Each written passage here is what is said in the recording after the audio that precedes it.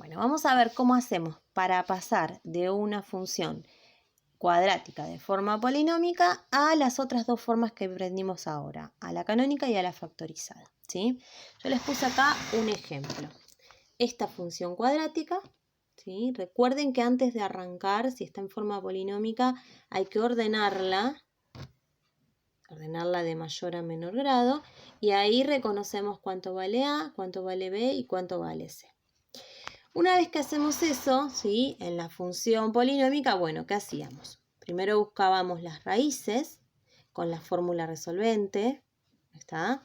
No me voy a detener mucho en esto porque ya lo explicamos en la semana anterior, pero buscamos las raíces. Yo acá las encontré, ¿sí? 3 y menos 1.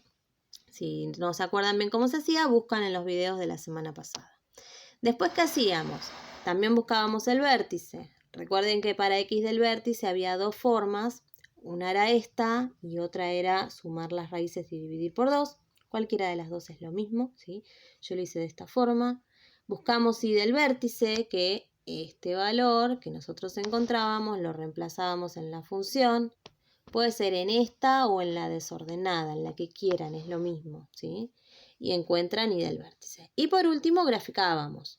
Las raíces iban sobre el eje X, ¿sí? Fíjense que eran 3 y menos 1, 3 y menos 1. El vértice es un solo punto que tiene 1 como coordenada X y menos 4 como coordenada Y. Acá está el vértice. Y también era importante usar la ordenada del origen, que era el valor de C, el numerito que está solo, que se ubica sobre el eje Y. Unimos los puntos en cuestión y nos queda nuestra parábola. Hasta ahí es lo mismo que lo que hicimos la semana anterior. ¿Qué se le agrega ahora? Bueno, le vamos a agregar cómo hacer para pasar nuestra función que teníamos, que es esta, para pasarla a forma factorizada y a forma canónica. Primero vamos con la forma factorizada, ¿sí? Para la forma factorizada ya dijimos que necesitamos el valor de A ya lo tenemos, ¿sí? Y necesitamos las raíces. Nosotros ya las calculamos, o sea que ya tenemos todo lo que necesitamos para escribir nuestra función de forma factorizada. Primero arrancamos escribiendo la fórmula de la función cuadrática factorizada. Y después reemplazamos. A lo reemplazamos por nuestro valor de A. Y las raíces, ¿sí? Fíjense que una raíz era 3, así que, fíjense acá, ojo que la fórmula recuerden que tiene un menos, así que x menos 3. Y acá, ojo con los negativos, dice x menos y la otra raíz. Y como la otra raíz es negativa, me quedan dos menos de esta forma, que pasándolo en limpio termina siendo más, ¿sí? Entonces, esta de acá es la función cuadrática factorizada, que el 1 puede estar escrito delante o no. Si no está, recuerden que es un 1 y lo pueden agregar. Así que yo se los escribí de las dos formas para que vean que es lo mismo, ¿sí? Entonces, esta de acá es la función cuadrática factorizada. ¿De quién? De esta que nosotros teníamos en forma polinómica. Si tenemos alguna duda, si esto está bien o no está bien, hacemos esto, hacemos la verificación. Tomamos nuestra función factorizada, ¿sí? Y hacemos distributiva. A ver, esta distributiva. X por X, X por 1, menos 3 por X, menos 3 por 1. Hacemos toda la distributiva, reducimos y fíjense que tenemos que volver a la misma, ¿sí? Acá está. Tenemos que volver a la misma función. Si volvemos a la misma polinómica, quiere decir que esto está bien escrito, ¿sí? Es la forma factorizada correcta. Seguimos. También nos van a pedir que la pasemos a forma canónica. Entonces, ¿cómo hacemos para pasar a forma canónica? Bueno, ¿qué necesitamos? Forma canónica dijimos que usaba el valor de A y usaba el vértice, ¿sí?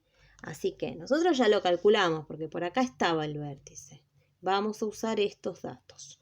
Entonces, primero copio la fórmula y después empiezo a reemplazar el valor de A, el valor de la X del vértice, que fíjense que la fórmula tiene un menos, así que me va a quedar menos, y el valor de X del vértice, que era 1, menos 1, ¿sí? Todo al cuadrado, más, y después el valor de i del vértice, que el valor acá era menos 4. Así que voy a poner más menos 4. Pasando un poco en limpio esto, fíjense que el 1 ya no lo vuelvo a poner, ¿sí? Porque es lo mismo ponerlo o no, ya se sobreentiende que es un 1. Y esto hay que sacar el paréntesis y pasar un poco en limpio, esto terminaría quedando menos 4. Entonces, esta de acá es la forma canónica de ¿quién? De esta función que nosotros teníamos originalmente, que estaba en forma polinómica. ¿Cómo sabemos que está bien? También podemos hacer una verificación como hicimos con el anterior, ¿sí?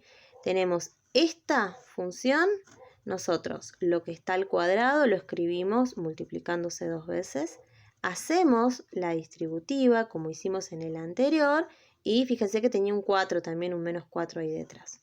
Cuando reducimos y juntamos todo, fíjense que volvemos a la misma polinómica que nos pasaba acá y que era la misma que teníamos acá, ¿sí? Con lo cual quiere decir que todo lo que hicimos está bien.